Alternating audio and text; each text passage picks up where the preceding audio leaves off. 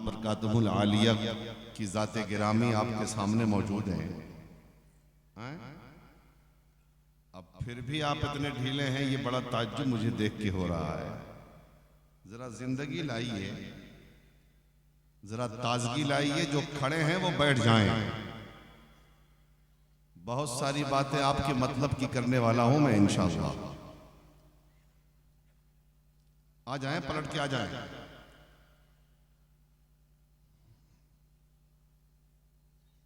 दुरूद पाक पढ़िए। अल्लाहुम्मा सल्ली अला सय्यिदिना व नबियना व हबीबिना मौलाना मुहम्मदिन बारिक वसल्लिम सल्लल्लाहु अलैहि सलातुम व सलामुन अलैका या रसूलल्लाह, सलातुम व सलामुन अलैका या हबीबल्लाह सल्लल्लाहु ताला अलैहि वसल्लम। निगाहे वली में वो तासीर देखी, निगाहे वली में वो तासीर देखी, बदलती हजारों की तकदीर देखी। और निगाहे मर्द मोमिन से बदल जाती हैं तकदीरें, निगाहे मर्द मोमिन से बदल जाती हैं तकदीरें। जो हो ज़ौक़े यकी पैदा तो कट जाती हैं जंजीरें।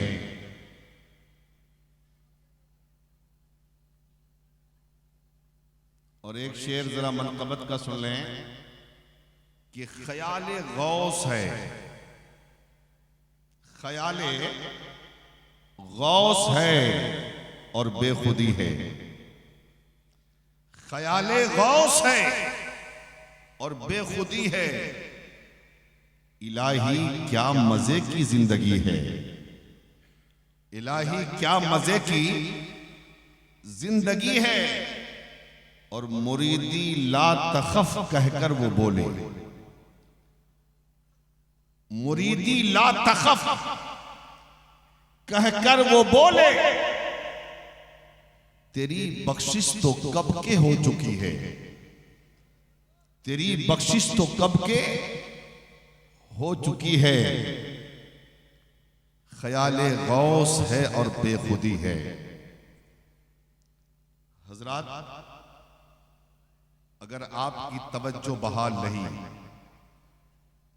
तो इंशाअल्लाह जितनी देर भी गुफ्तगू होगी वो आपके काम की होगी। समझ रहे हैं? तो ये बताएं कि तकरीर सुनेंगे आप? जरा जोर से बोलें या रसूलल्लाह। जरा इमाम हुसैन के नाम पर बोलें या हुसैन। आवाज थोड़ी हल्की है, थोड़ी तेज कर लीजिए। चैनल वाले को तो अपने से मतलब है, दूसरे से मतलब क्या है? दूसरे बोलेंगे इनको फायदा होगा, ये खुद नहीं बोलते। समझ रहे हैं? स्टेज पे हमारी जमात के मुक़्तदर मुअक्कर उलमाए ज़वील एहतराम बैठे हैं। रात के 1 बजने वाले हैं। थोड़ी देर की गुफ्तगू आप के सामने पेश होगी और इंशाअल्लाह फिर महफिल का इख्तिताम होगा। मेरे बाद भी आपको खिताब सुनना है। जरा मोहब्बत से बोले या रसूलल्लाह। अल्लाह कुरान में फरमाता है, ऐ ईमान वालो अल्लाह से डरो। या अय्युहल्लज़ीना आमनुत्तकुल्लाह, ऐ ईमान वालो अल्लाह से डरो। वकुनू मास्सादिकीन, और सच्चों के साथ हो जाओ। अब हम आपसे एक सवाल करते हैं, ये बताएं कि जब एक बंदा अल्लाह से डरेगा तो नमाज पढ़ेगा कि नहीं? जब अल्लाह से डरेगा तो रोजा रखेगा कि नहीं? जब अल्लाह से डरेगा तो ज़कात देगा कि नहीं? जब अल्लाह से डरेगा तो हज करेगा कि नहीं? जब अल्लाह से डरेगा तो शराब से बचेगा कि नहीं? जब अल्लाह से डरेगा तो चोरी से बचेगा कि नहीं? जब अल्लाह से डरेगा तो अय्याशियों से बचेगा कि नहीं? जब अल्लाह से डरेगा तो गुनाहों से महफूज रहेगा कि नहीं?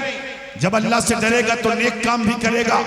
ऐ मालदा वालों, मैं आपसे पूछना चाहता हूं, एक इंसान, एक अल्लाह का बंदा, एक मुसलमान जब अल्लाह से डरेगा तो नमाज भी पढ़ेगा, अल्लाह से डरेगा तो रमजान का रोजा भी रखेगा, अल्लाह से डरेगा तो ज़कात भी देगा, अल्लाह से डरेगा तो हज भी करेगा, अल्लाह से डरेगा तो चेहरे पे दाढ़ी भी सजाएगा, अल्लाह से डरेगा तो सर पे टोपी भी रखेगा, अल्लाह से डरेगा अपनी मस्जिदों को आबाद भी करेगा, अल्लाह से डरेगा तो गुनाहों से तौबा करेगा, अल्लाह से डरेगा तो चोरियों से महफूज रहेगा, अल्लाह से डरेगा तो शराब से महफूज रहेगा, अल्लाह से डरेगा तो जुआ से महफूज रहेगा, अल्लाह से डरेगा तो वही काम करेगा जिससे रब राजी हो, उस काम से बचेगा जिससे रब नाराज हो जाए।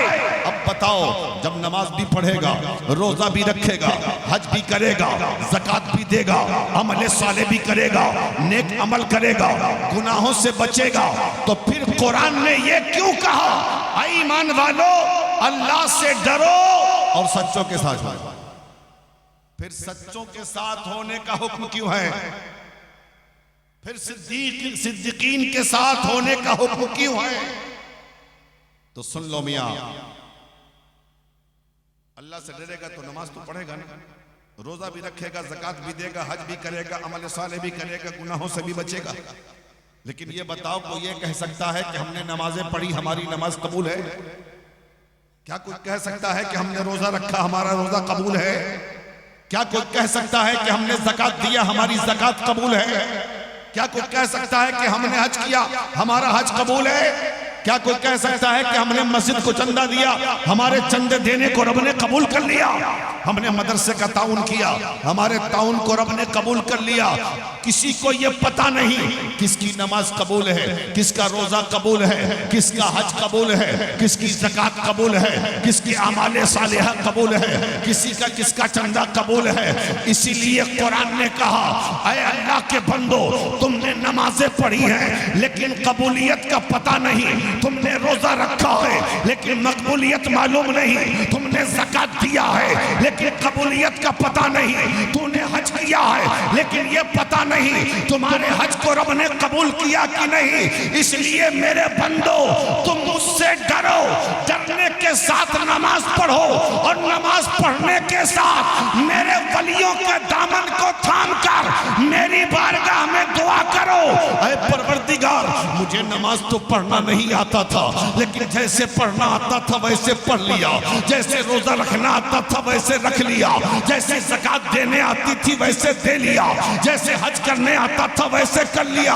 मौला मुझे पता नहीं मेरी नमाज कबूल है कि नहीं, मेरा रोजा कबूल है कि नहीं, मेरी ज़कात कबूल है कि नहीं, मेरा हज कबूल है कि नहीं, लेकिन परवरदिगार मैंने बगदाद के गौसे आज़म को वसीला बनाकर तेरी बारगाह में पेश किया है, मेरी नमाजों को गौसे आज़म के सदक़े में कबूल फरमा,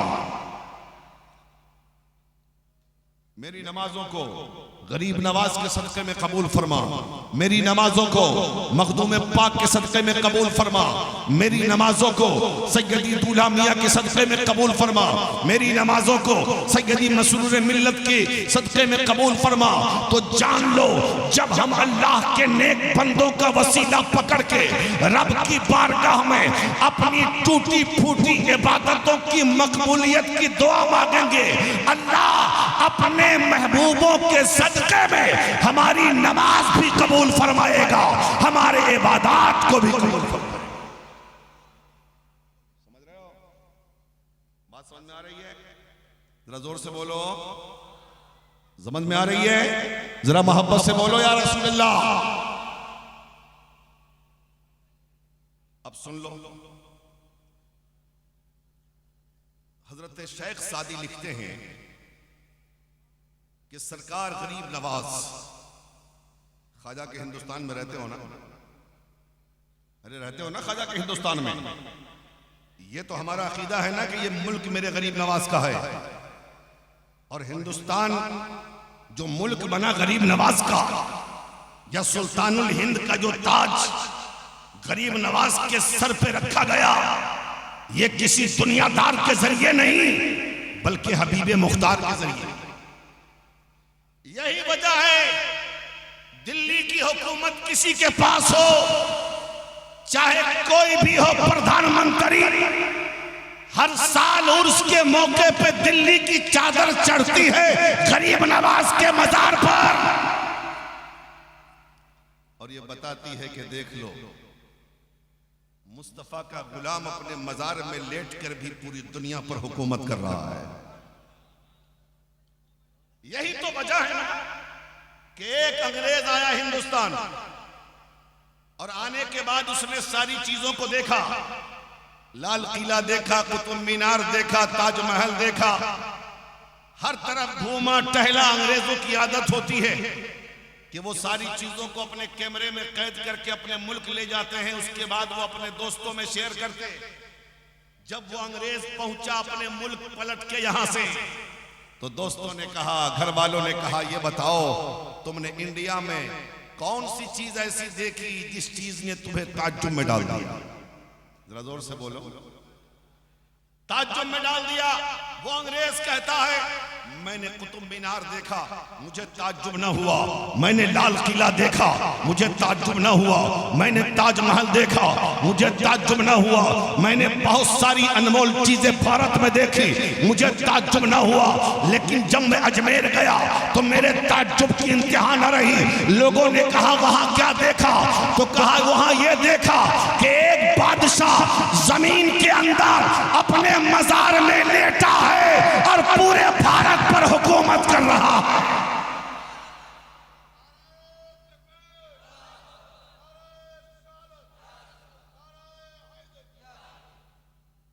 पूरे भारत पर हुकूमत कर रहा है। आज तक मैंने ऐसा बादशाह नहीं देखा।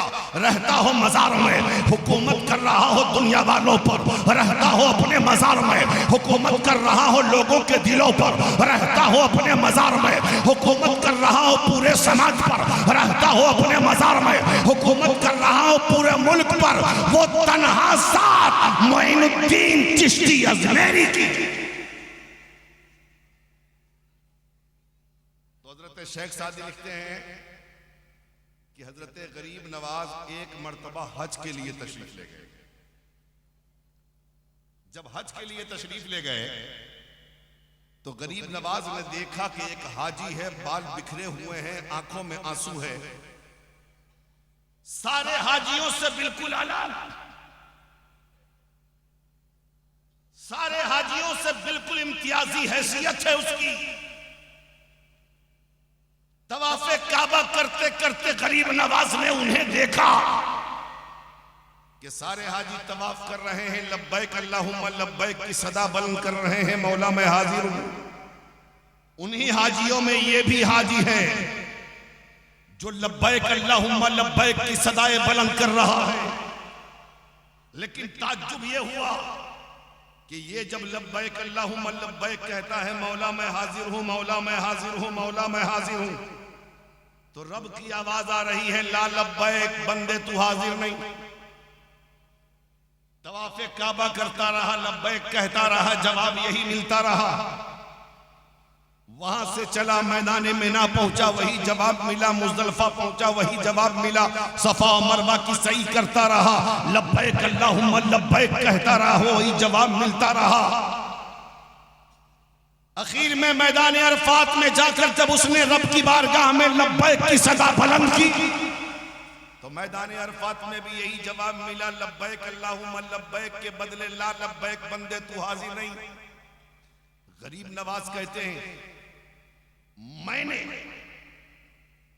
उसके हाथ को पकड़ा और बाहर निकाला भीड़ से, और भीड़ से निकलने के बाद मैंने कहा, है हाजी तू कैसा हाजी है?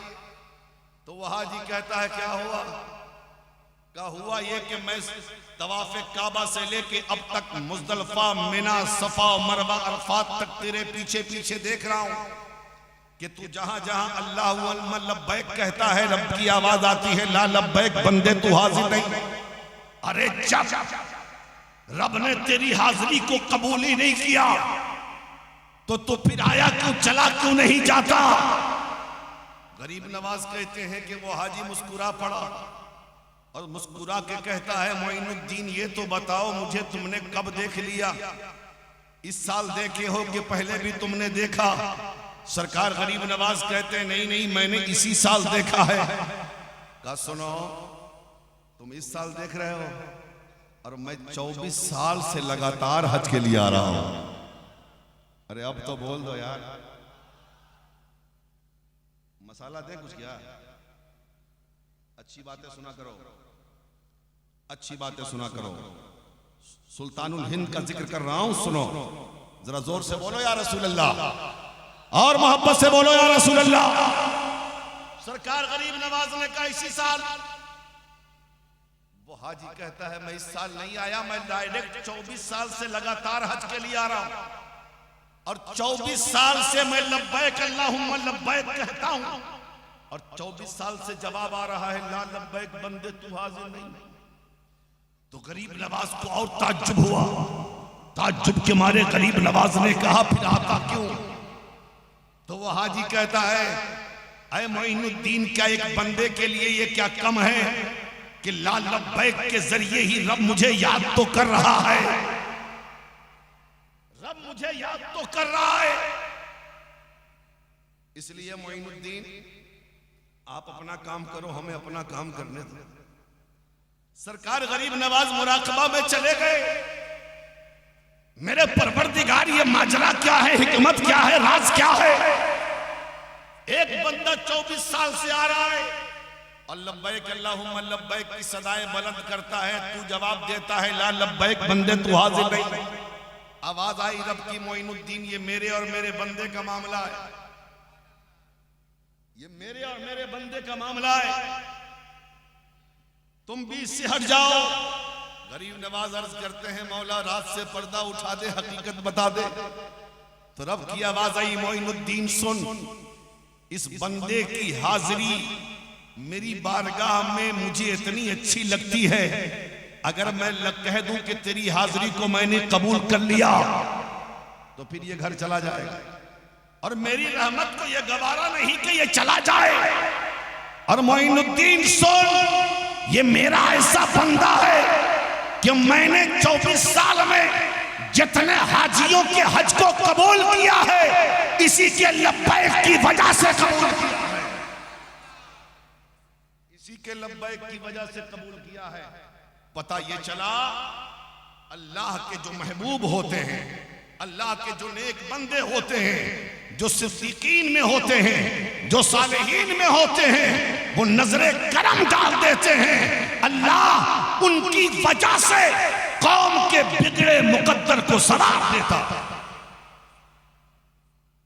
और मालदा वालों बड़े खुशनसीब हो तुम, बड़े खुशनसीब हो कि तुम्हें पीर मिला है तो न आले रसूल मिला है।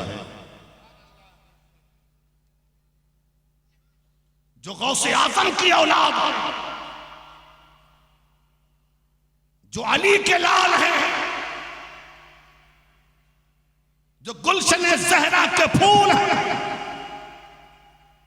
अपने बुजुर्गों की कदर कर लो। सिर्फ पीर से मोहब्बत का यह तरीका नहीं कि सिर्फ जलसों में आके हंगामा करो। पीर से सच्ची मोहब्बत का मामला यह होता है कि पीर के मिशन पे चला जाए, है कि नहीं? सही बोलो। पीर के मिशन पे चला जाए। पीर ने कहा बेटा नमाज पढ़, मस्जिद को आबाद करो, बेटा कुरान पढ़, अपनी नस्लों को कुरान पढ़ाओ, बेटा दीन पढ़, अपनी औलाद को मुस्तफा का दीन सिखाओ, बेटा बेहाइयों से दूर रह, अपने अंदर हया पैदा करो। यही तो सच्ची विरासत है पीर की, है ना? जरा जोर से बोलो। लेकिन सुनो, बुजुर्गों से सच्ची मोहब्बत कभी रायगा भी नहीं जाती। जो अल्लाह वालों से सच्चा प्यार करता है ना, जो अल्लाह वालों से सच्ची मोहब्बत करता है, अल्लाह ताला उस मोहब्बत का अजर उन्हें अता फरमाता है। लेकिन अफसोस ये है कि आज अल्लाह वालों की बारगाह में लोग दुनिया तलाश करने जाते हैं। एक अल्लाह वाले कह रहे थे कि सुनो, एक मौलाना साहब उनके पास बैठे हुए थे, देखा पूरी कतार लगी है लोगों की। कोई कहता है हजरत बेरोजगार हूँ दुआ कर दीजिए, कोई कहता है बेटा नहीं है बेटा के लिए दुआ कर दीजिए, कोई कहता है दुकान नहीं है दुकान के लिए दुआ कर दीजिए, कोई कहता है मकान नहीं है मकान के लिए दुआ कर दीजिए। वो बुजुर्ग कहते हैं बड़े ताज्जुब की बात है, 80 साल हो गए, 80 साल में ये लोग उससे दुनिया लेने आए हैं जो दुनिया को छोड़ चुका है, जो दुनिया को छोड़ चुका है। ये तमन्ना रह गई कि 80 साल में कोई ऐसा शख्स आता और कहता हजरत मेरा रब नाराज है, मुझे नुस्खा बता दीजिए ताकि अपने रब को राजी। कोई ऐसा नुस्खा लेने नहीं आया, दौलत का नुस्खा लेने आ गया, सरवत का नुस्खा लेने आ गया, माल का नुस्खा लेने आ गया, औलाद का नुस्खा लेने आ गया। इसलिए मुसलमानों, जब तुम बुजुर्गों की बारगाह में जाओ, चाहे अल्लाह का नेक बंदा अपने मजार में हो, चाहे मजार के ऊपर हो, जब जाओ तो दुनिया बाद में, अपनी आखिरत पहले से। अब बात आई है पीराने पीर की, रोशन ज़मीर की, आहा इमामुल औलिया की। सुना दे गौसे आजम की बातें, जरा जोर से बोलो ना यार, सुना दे गौसे आजम की बातें, जरा जोर से बोलोगे तब सुनाएंगे। बोलो मोहब्बत से या रसूल अल्लाह। मैंने कहा ना कि बुजुर्गों से मोहब्बत कभी आएगा नहीं जाती। और कलीमियों में तुम्हें मुबारकबाद पेश करता हूं कि तुम अपने पीर से सच्ची मोहब्बत करते हो, सच्चा प्यार करते हो। लेकिन अगर सच्ची मोहब्बत करते हो तो नमाजें भी पढ़ा करो, सच्ची मोहब्बत करते हो रमजान आवे तो रोजा भी रखा करो, सच्ची मोहब्बत करते हो अल्लाह ने माल दिया है तो ज़कात भी दिया करो, सच्ची मोहब्बत करते हो अल्लाह ने दौलत दिया है तो हज भी किया करो, सच्ची मोहब्बत करते हो अल्लाह ने अगर अक्ल व शऊर दिया है अपने आप को दीन के साथे में ढाल लो, ताकि तुम कहोगे हम मसूद मिल्लत के मुरीद हैं, नहीं बल्कि तुम्हें देख के जमाना कहे ये मसूद मिल्लत का मुरीद जा रहा है, ये मसूद मिल्लत का गुलाम। तुम्हारे अक़वाल बोले, तुम्हारा किरदार बोले, तुम्हारा लिबास बोले, तुम्हारे अखलाक बोले, तुम्हारे अमाल बोले कि तुम नबी के सच्चे आशिक। तो मैं बात करने लगा हूं, सरकारे गौसे पाक से एक गरीब बहुत मोहब्बत करता था। उसकी गुर्बत का हाल यह था कि उसके पास खाने के लिए खाना नहीं, रहने के लिए मकान नहीं, झोपड़ी में रहता था वो। गांव में शहर में उसे पहचानता कोई नहीं था, इसलिए कि गरीबों को पहचानता कौन है। आज तो अमीरों के जनाजे में लोग दूर दूर से आ जाते हैं, अमीरों के जनाजे में दूर दूर से, लेकिन गरीब के जनाजे में बगल का आदमी नहीं जाता। वहां भी सियासत खेली जाती है। अगर गरीब नेक है फिर भी नहीं चाहता कि इसके जनाजे में कौन बोलेगा, लेकिन पैसे वालों के जनाजे में लोग डर से जाते हैं, नहीं जाएंगे तो ढूंढेगा कि फला था कि नहीं। आज हालत ये, तो गरीबों को पहचानता कौन है, गरीबों को जानता कौन है। था मिस्र में गरीब ने, गौसे पाक का गुलाम गरीब, मोहब्बत करता था दिल से, प्यार करता था दिल से पीराने पीर से। रहने के लिए झोपड़ी थी, खाने के लिए कुछ नहीं था, सुबह से शाम तक मजदूरी करता, और मजदूरी करने के बाद जो दिन में शाम को जो पैसा मिलता ना, उस पैसे में से थोड़ा थोड़ा रोजाना वो निकाल कर न्याज़े गौसिया के लिए इकट्ठा करता था। जरा जोर से बोले, जोर से, न्याज़े गौसिया के लिए इकट्ठा करता था। और जब महीना आता और 11 तारीख आती, हाँ 11वीं शरीफ की, उस दिन उस पैसे से वो चना लाता। क्या लाता? चना लाता, भुना हुआ चना। उस चने पे फातिया करता गौसे आजम की, यानी 11वीं मनाता। और मनाने के बाद गौसे आजम के न्याज के उस चने को वो गली मोहल्ले के बच्चों में, बच्चियों में, छोटे छोटे लोगों में तकसीम करता।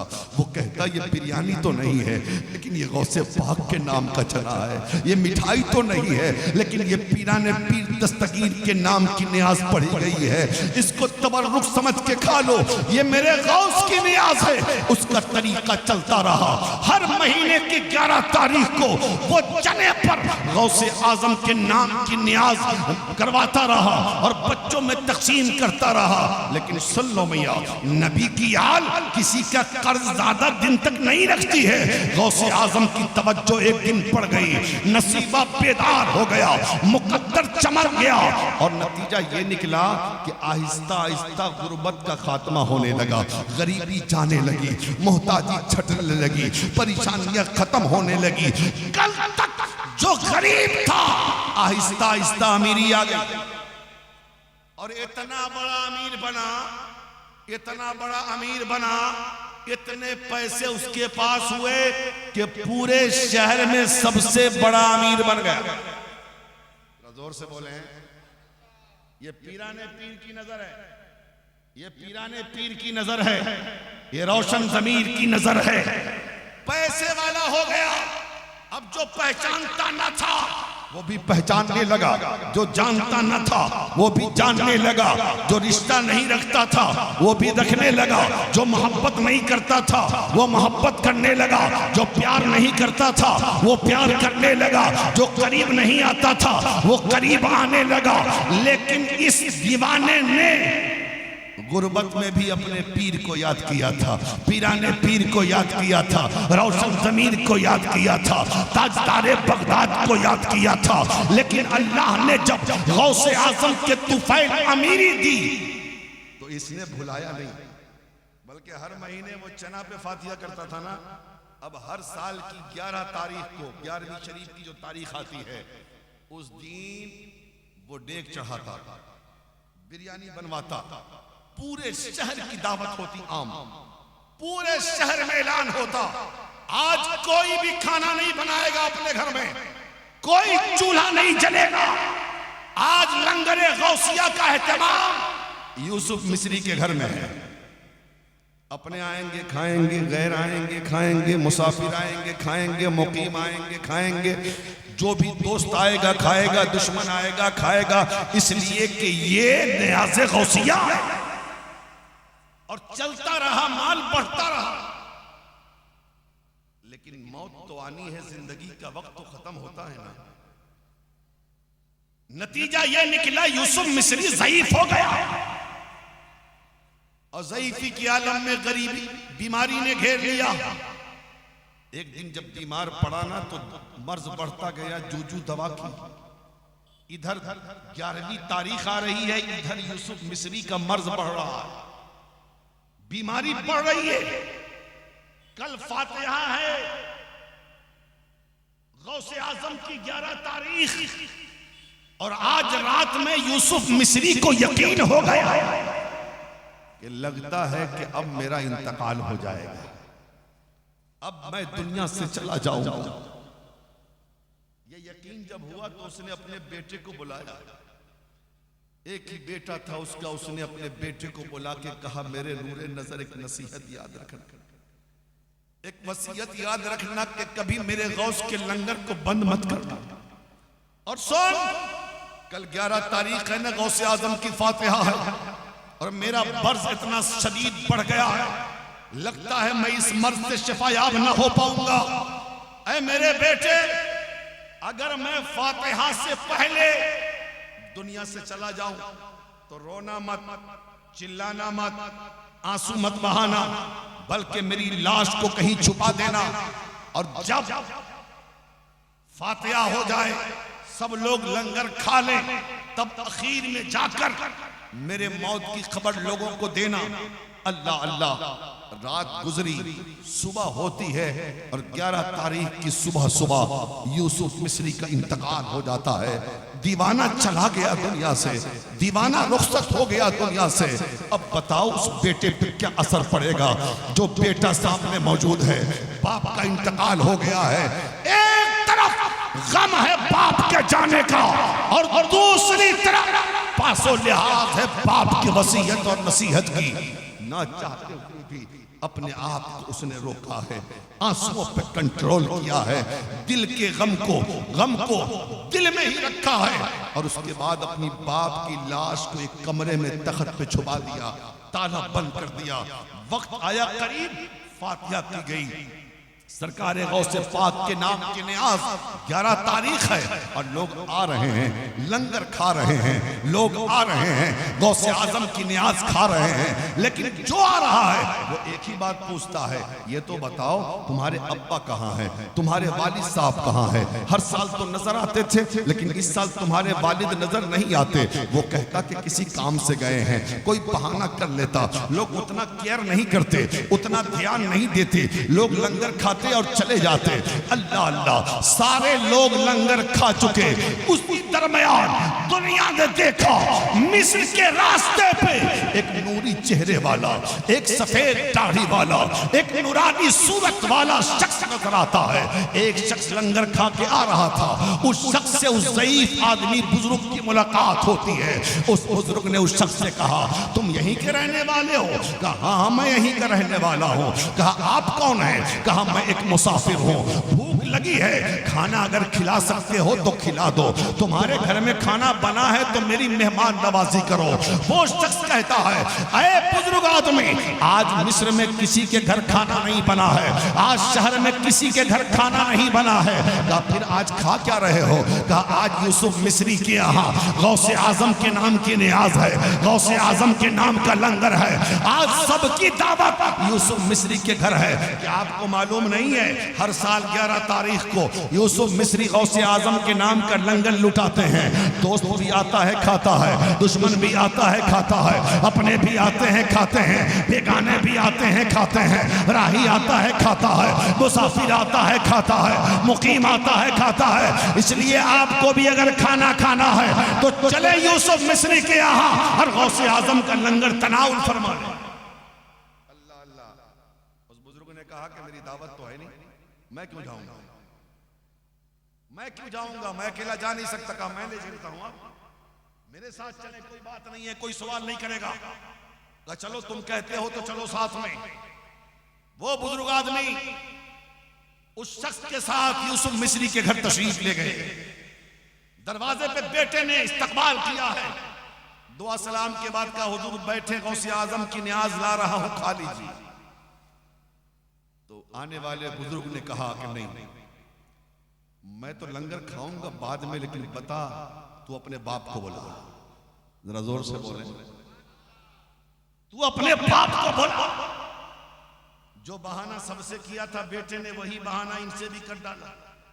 हुजूर मेरे अब्बा कहीं काम से गए हैं, आने में ताखीर होगी, जब तक आप खाना खा लें। लेकिन आने वाले बुजुर्ग ने कहा नहीं नहीं, पहले अपने बाप को बोला, यूसुफ मिस्री को बोला, फिर जाके हम खाएंगे। बेटा समझाता रहा, हुजूर खा लीजिए, लेकिन वो बुजुर्ग समझने को तैयार नहीं। एक तरफ इसरार है उस फकीर का और एक तरफ वसीयत है बाप की। अगर बताता नहीं हूं तो फकीर खाएगा नहीं, और अगर बता देता हूं तो बाप की नसीहत तो वसीयत टूटती है, करूं तो क्या करूं। लेकिन फकीर ने इतना मजबूर किया कि बता तेरा बाप कहां है, बोला अपने बाप को। जब मजबूर हुआ बेटा तो कान में कहा, हुजूर कान लाइए मैं बताता हूं राज क्या है।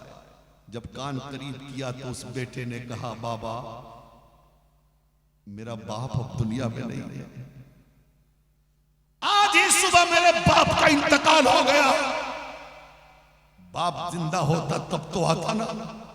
मेरे बाप की नसीहत तो वसीयत थी कि मेरी मौत को आम मत करना, जब लंगरे गौसिया तकसीम हो जाए तब किसी को बताना। इसलिए मैंने अभी तक किसी को बताया नहीं, लेकिन आपके इसरार ने मुझे बताने पे मजबूर कर दिया है।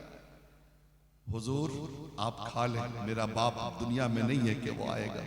आपकी मेहमान नवाजी हो जानी चाहिए, मेरे बाप की रूह खुश हो जाएगी। इतना जब कहा उस बाप बेटे ने, तो बुजुर्ग ने कहा, फकीर ने कहा, ऐ यूसुफ मिस्री का बेटा बता तेरा बाप, तेरी बाप की लाश कहां? जोर से बोले, तेरे बाप की लाश कहां है? कहा लाश का क्या करेंगे? कहा दिखा तो सही तेरे बाप की लाश कहां। अल्लाह अल्लाह, कई ताले खोलने के बाद उस कब्र में फकीर को लेके वो बेटा पहुंचता है जहां चादर में लिपटी हुई बाप की लाश पड़ी थी। एक तख्त पे यूसुफ मिस्री की लाश है, ऊपर से चादर रखी हुई। कहा यही मेरे बाप की लाश। फकीर सामने खड़ा होकर कहता है यूसुफ, अब यहां से जरा गौर से सुन लेना, तवज्जो के साथ सुन लेना, शायद के ईमान में ताजगी आ जाए। फकीर सामने खड़ा है और खड़ा होकर सामने कहता है यूसुफ, ऐसा भी कहीं होता है क्या कि तुमने मुझे दावत दिया, मैं आ गया और तुम चादर ओढ़ के सो गए? जरा जोर से आप लोग भी दुआ दे दीजिए, नहीं दुआ दीजिएगा? आप लोगों को भी दुआ दे देना चाहिए। जिक्र गौसे आजम हो रहा है, गौसे आजम का नाम सुन के तो यार मुर्दे जिंदा हो जाते हैं, और आप नाम सुन के जिंदे हो फिर भी नहीं जिंदा हो रहे हो। जरा जोर से बोलो या रसूल अल्लाह। फकीर ने कहा यूसुफ, ये कौन सी मेहमान नवाजी है? दावत दिया मैं चला आया और तुम चादर ओढ़ के सो गए। उठो मुझे भी खाना खिलाओ। उठे भी मुझे, उठो मुझे भी खाना खिलाओ। बेटा सोचता है कि यार अल्लाह, किस फकीर से पाला पड़ा है। मैं कह चुका हूं कि मेरा बाप मर गया और ये मेरे बाप से ऐसे बात कर रहे हैं जैसे मेरा बाप सोया हो, एक जिंदा जिंदे से बात करता है। लेकिन हिम्मत नहीं पड़ रही है फकीर के सामने कुछ बोलने की। लेकिन फकीर कहता जा रहा है यूसुफ उठो ना, मुझे अपने हाथों से खाना खिलाओ। हर साल बुलाते थे ना, मैं नहीं आता था। इस साल मैं आ गया तेरी मेहमान नवाजी के, इस साल मैं आ गया तेरी मेजबानी में, इस साल मैं आ गया लंगर गौसिया के लिए, इस साल मैं आ गया तेरी दावत पे। तू उठता क्यों नहीं है? उठ जा, अपने हाथों से लंगर गौसिया खिला। लेकिन वो तो मर चुका था बेचारा, वो उठता क्यों? कई बार कहने के बाद जब यूसुफ मिस्री उठा नहीं तो फकीर ने एक ठोकर मारी और ठोकर मार के कहा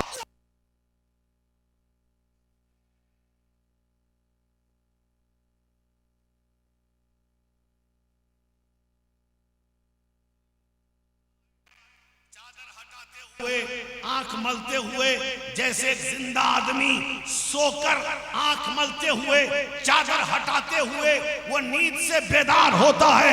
नींद से बेदार हुआ, देखा सामने एक फकीर खड़ा है। खड़ा हो गया, खड़ा होने के बाद कहता है हुजूर आप कौन हैं? आप कौन हैं? आप कौन हैं? तो आने वाले फकीर ने कहा मुझे पहचानते नहीं हो? भूल गए तुम यूसुफ? मुझे जानते नहीं मैं कौन हूं? कहा हुजूर बता दिया जाए आप कौन है, बता दिया जाए आप कौन है। तो आने वाले फकीर ने कहा अरे जिस गौसे आजम की नियाज हर साल तुम किया करते थे, मैं वही बगदाद का अब्दुल कादिर हूं।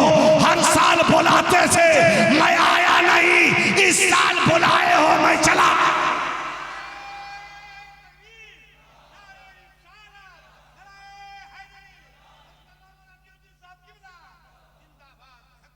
इस साल बुलाया हो। कहा सरकार आप आ गए। कहा आज क्यों आए? कहा बदला देने। कहा कैसा बदला? कहा हम नबी की औलाद हैं, हम अली के लाल हैं, और जो सैयद होता है वो किसी का एहसान ज्यादा दिन तक अपने ऊपर रखता नहीं। जोर से बोलो यार, और मोहब्बत से बोलो।